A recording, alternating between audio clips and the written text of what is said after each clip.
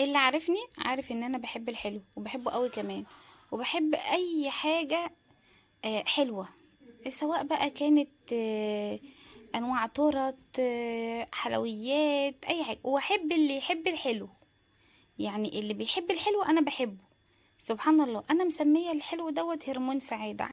تعالي بقى في الفيديو ده اقولك على احسن واسرع واللي انا بجتمع، مش انا لوحدي، احنا عندنا العيلة كلها بتجتمع على الحلو دوت. حاجة كده في الولا يا ولا. ما تنسيش تصلي على النبي في الكومنتات، وما تنسيش اللايك بتاعك، عشان خاطر اللايك بتاعك بيشجعني ان انا اكمل. يلا يا وزة، معايا نص كوباية مية، فيهم كوباية، فيهم معلقتين سكر، وفيهم كيس خميرة. بتدوبيهم كده حلو وبتغطيهم وتركنيهم على جنب. بس كده كده تمام. كده انا بعمل تيست للخميرة بتاعتي. ميه فتره ومعلقتين سكر وكيس خمير، بس كده.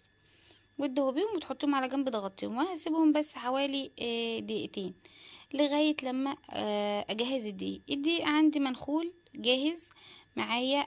3 مجات من الدقيق. عايزه تجيبي مجين اكبر من كده تمام، عايزه تجيبي 4 تعملي يعني المقدار 4 مجات برضو تمام عادي جدا.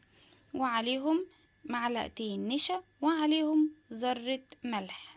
بس كده لغاية كده زي الفل. بقلبهم كويس في بعض، وبعدين بنزل بالخميرة بتاعتي. خلاص كده انا طالما لقيت ان الخميرة بتبدأ ان هي تعلى، تبدأ تتفاعل كده، ان الخميرة بتاعتي شغالة وكله زي الفل.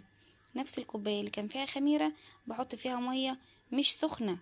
المية في الكاتل هنا فترة، يعني ولا سخنة ولا ساقعة، مية فترة كده. المهم، حطيت يعني العجينة خدت معايا حوالي كوباية ونص، كوباية تاني منها المية دي. يعني بص خلاص فضيت، انا مليت نصها تاني، كوباية ونص من المية. تمام تمام. اهم تركاية ان انتي تقلبي كويس، قلبي كويس على قد ما تقدري قلبي.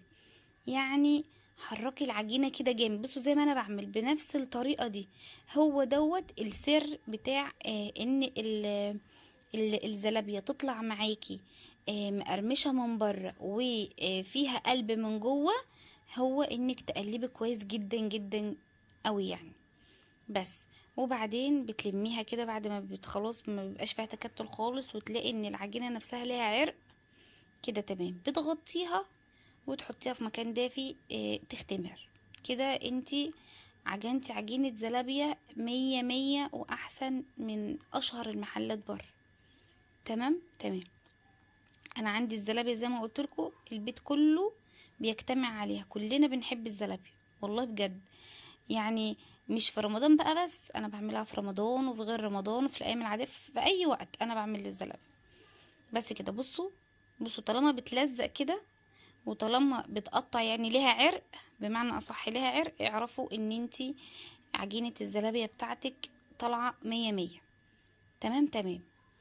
بتجيب الطاسة. انا هنا الزيت يعني كان هنا قليل، يعني كترت انا بعد المقطع اللي انا بحط فيه زيت، انا لا كترت زيت تاني، حطيت شوية تاني. المهم، في عندي طريقتين للتقطيع.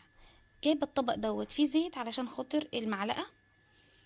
بحط المعلقة، بصوا زي ما انتوا شايفين كده في الزيت، وبعدين اللي هو بحاول ان انا امسك العجينة كده واطلع زي كأني بعمل طعمية. مش عارفة انتوا بنفس الطريقة كده يا ولاد. هي دي معرفش اسمها ايه الطريقة دي، اللي هو ايه دي الطريقة التقليدية اللي لقيت امي بتعملها وبصراحة بشوف ناس كتير بتعملها. ولقيت بقى طريقة بصراحة على النت ونفعتني كتير. ولو عندك يعني 10 كيلو دقيق انت عجناهم زلابية، هيخلصوا معاكي بسرعة البرق. الطريقة اللي جاية دي طريقة حلوة جدا وسهلة جدا واسهل من دي بكتير. دي على الاقل يمكن عملت لي اشكال شوية كبير وشوية صغير وكائنات فضائية وكل حاجة. لكن التانية دي لا بصراحة يعني نفعتني جدا.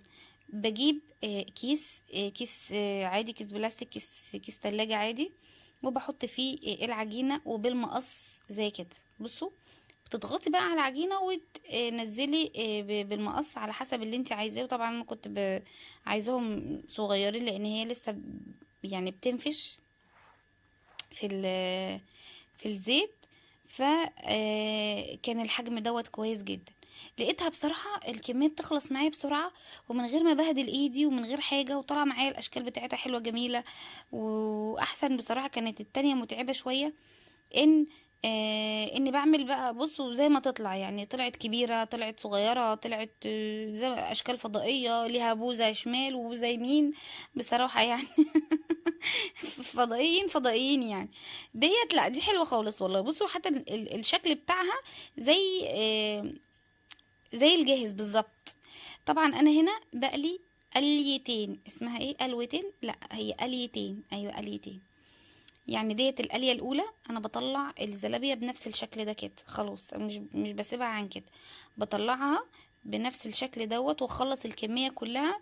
وبعدين في زيت سخن بطلع يعني بحط الكمية التانية، معلش سوري، بحط باقي الكمية يعني ايه. انا كده خلاص كده هطلع. وبعدين بعد ما تبرد معايا شوية، او حتى لتاني يوم لو انت عايزة تعملها تاني يوم، بتبقى احسن في ايه بقى، في القرمشة، بتديكي قرمشة زي الجاهز واحسن من الجاهز كمان. بجد حرفيا بأمانة عن تجربة، انا جربت اعملها كده وخلاص، لقيتها مش زي لما بقليها مرتين، بتبقى حكاية. تديكي قرمشه كده من بره، يبقى من جوه ليها قلب، بتبقى حلوه قوي. اهم حاجه وانت بتقليها القليه التانية تكون الزلابيه بردت. يعني بعد القليه دي، القليه الاولى، بعد القليه الاولى دي تكون الزلابيه بردت. وبعدها تحطيها في زيت سخن، ويا دوبك تاخد لون معاكي وبتطلعيها بس كده. انا يعني كان كده في الوقت دوت خلاص بسخن الزيت للمره التانية. لا لا، دوت كنت بعمل باقي الكميه، معلش نسيت، هنا كنت بعمل باقي الكميه. لان ما شاء الله عايزه اقول لكم ان الثلاث مجات دقيق رموا معايا كتير. ايه اللي خلاني اعمل زلابيه في اليوم دوت، ان انا كنت قبلها بيومين جايبه زلابيه من عند حد عندنا هنا في السويس اسمه عم عبده. بصراحه بيعمل زلابيه حلوه قوي قوي قوي، مش عارفه إيه اللي بيشتري من عم عبده يقول لي يا جماعه، بيعمل زلابيه حلوه قوي. وبيبقى عنده زحمه كتير وناس كتير بصراحه بامانه، يعني انا بحب الزلابيه بتاعته. اليوم دوت كان جوزي مكسل ينزل، وانا بصراحه كان نفسي فيها، كنت عايزه يعني اجيب.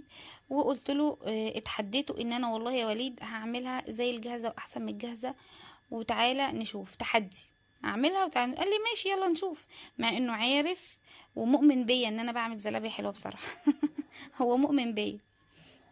انا هنا كنت خلاص، دي اول قليه، دي اول قليه. بصوا طالعه ازاي، اللي هو ايه يعني، لسه برضو اهو نفس الشكل ده. بعدين بقى بعد ما بردت خالص، يعني قعدت شويه كتير عقبال ما جهزت الصوص وكده. آه كانت بردت خالص، وبعدين سخنت الزيت تاني وبدأت ان انا اكمل باقي الكميه تاخد لون. بصوا هو ده اللون اللي انا عايزاه، وبس كده خلصت. بصوا بسم الله ما شاء الله، بسم الله ما شاء الله، بسم الله ما شاء الله، الثلاث مجات دقيق بصوا عملوا ايه. يعني مش الثلاث مجات دول والله مش نص كيلو، مش نص كيلو دقيق يعني، عملت معايا كميه. بصوا بقى انا قسمتهم علشان خاطر انا عملت بالعسل الابيض، علشان خاطر عندي اخويا بيحب اللي هي الزلابيه اللي بالعسل العادي خالص. عملت بالشوكولاته علشان خاطر مريهان ورحيم. وعملت بالسكر علشان خاطر الحاج صاحب البيت. وليد بيعشق الزلابيه بالسكر، بيحبها قوي قوي قوي. حتى في رمضان يخليني اعمل الزلابيه، يقول لي ما تحط، يعني خلي لي طبق كده على جنب ما تحطهوش في الشربات، انا عايزك تحطي لي عليه سكر سكر ابيض. طبعا الزلابيه بالسكر الابيض دي بصراحه، بسكر البودره دي بصراحه بتفكرني بذكريات المدرسه. والله بجد يعني انا برضو حتى ليها معايا ذكريات حلوه قوي. بحب برضو الطريقه دي، بحب الشكل ده قوي. كانت طعمها يا لهوي على الجمال، ما اقدرش اقول لكم، مش قادره اوصف لكم جميله ازاي. كانت حلوه قوي قوي قوي. ويا ريت تجربوا طريقتي، واللي جرب طريقتي يا جماعه يكتب لي في الكومنتات. اللي تعجبه الطريقه بتاعتي يكتب لي في الكومنتات، واللي بيعملها بنفس الطريقه دي برضو يكتب لي في الكومنتات. وما تنسوش يا جماعه تصلوا على النبي علشان خاطري، عليه افضل الصلاه والسلام. انتوا بتاخدوا حسنات وانا باخد حسنات. وما تنسوش اللايك بتاعكم، عشان اللايك بتاعكم بيشجعني ان انا اكمل. وهنا كنت بدوقها بقى هنا تاني يوم، لان انا كنت بعملها متاخر، كنت بعملها بالليل. يعني انتوا عارفين ان انا اساسا بسهر بالليل وبعمل حلويات بالليل. وده تاني يوم كنت خارجه تاني يوم بقى بفنش الفيديو وبدوقها لكم بقى ايه، بدوق بدوق بالنيابه عنكم يعني، قبل ما اقفل الفيديو. عايزه اقول لكم تحفه، لان احنا عملناها واكلت رحيم وكلت انا ونمنا. دي تاني يوم. يا خروبي على الجمال في الولا يا ولا، بجد بجد بجد. لو عجبكم الفيديو زي ما قلت لكم تدوسوا لايك يا ولاد، علشان خاطر اللايك بتاعكم بيشجعني ان انا اكمل. وبس كده، وبالهنا والشفا، والى اللقاء. بوسه بوسه من قلبي ليكم.